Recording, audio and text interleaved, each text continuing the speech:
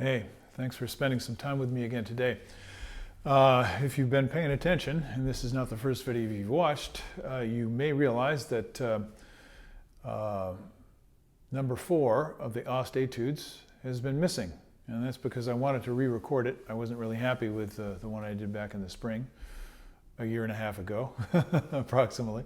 So I'm going to go ahead and play it for you today, and hope that you enjoy it, and maybe we can learn some stuff from it. Here we go.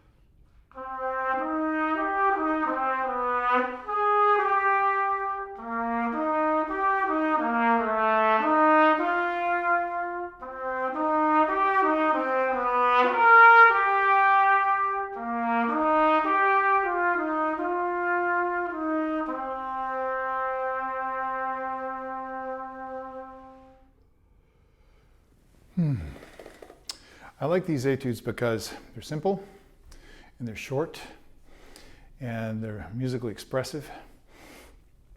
Thanks again, Mr. Ost, for putting these out there. I want to point out a couple things that I think can help. Now, a lot of times on the trumpet, we feel like when we change volume, when we get louder or get softer, that it's a physical thing. And that's because we have, hundreds, thousands, tens of thousands of hours experience of what it feels like to play louder and softer on the instrument. But it's much better if you don't think about the feeling. You just listen for the effect. So instead of associating, da, da, dee, da, da, da, dee, da, that I'm pushing harder, that I'm doing something with more effort in order to get louder, or that I'm, da, dee, da, da, da, or that I'm holding back in order to get softer. That's normally what trumpet players experience, and that's one of the biggest problems that we have. So I'm going to suggest to you, as you're doing this, just listen to what happens. So I'm going to break down the beginning.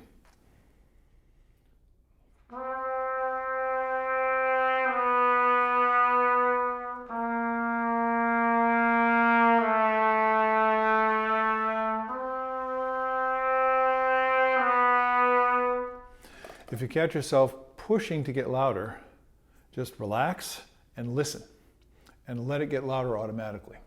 Same thing when you're going from loud to soft. This is really, really important, and you should do it in your practice every day with various material that you're working on, especially when you have quick dynamic changes. Now later in the piece, there's a quick dynamic change that happens at bar 19, bar 20 into 21. You're bouncing along, let's see.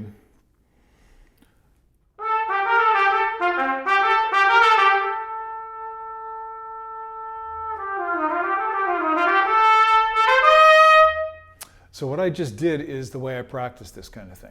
And I will either or stop on the note before the sudden dynamic change, or I'll stop on the note after the sudden dynamic change. That time I stopped on the note after the change on the piano note.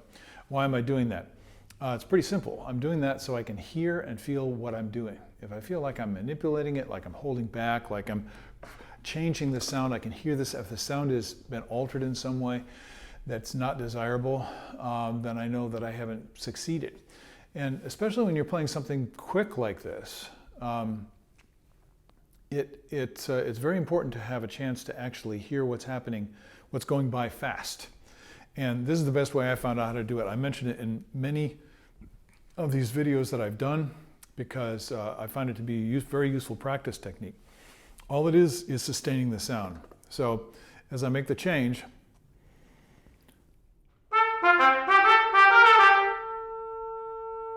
now that one is kind of plugged and it's really soft, but it doesn't have the character I want.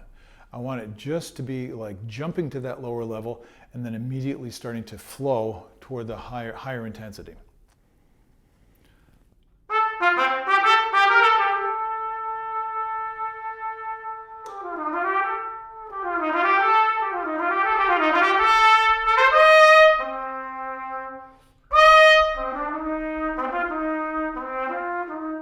So I did the same thing there when I went to the mezzo forte, going up to the top of the staff. It's a little bit louder, and then immediately jumping to the low register. These etudes were written by a trumpet player, and I have the distinct impression that he knows exactly what we need to practice from his own experience. So please use these etudes to help yourself to recognize the things that are difficult, challenging, awkward to do musically, and start to get more comfortable with them. Not by working harder, but by just observing what it is that you want musically and letting your body figure out how to get there without forcing.